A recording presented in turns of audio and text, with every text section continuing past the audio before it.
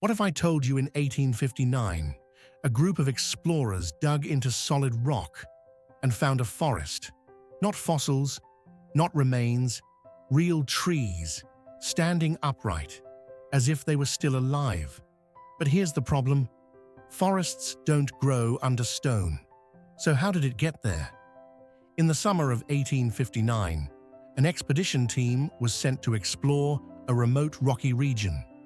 Their goal was simple: map the land and search for minerals. But after a few days of digging, their tools hit something strange. Not loose soil, not sand, a solid layer of stone, too smooth to be natural. And beneath it, something unexpected. When they broke through the rock, they didn't find empty space. They found wood, dark, cold, preserved.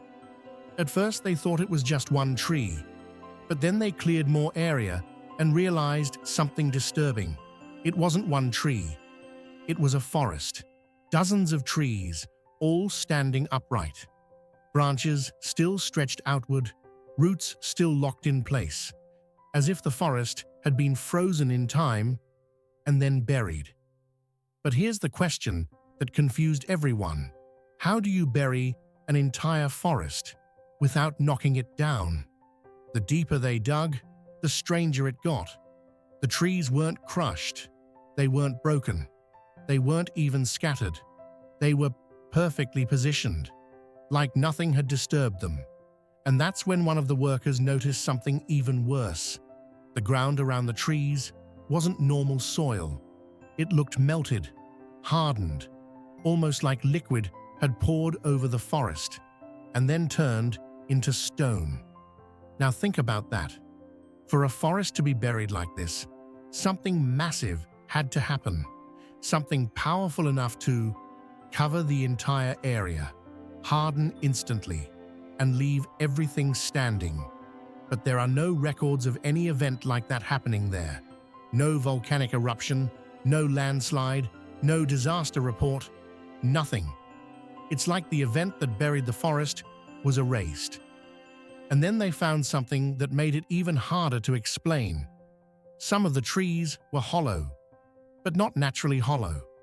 Inside the trunks, there was no decay, no insects, no rot, just smooth, empty space, like something had been removed.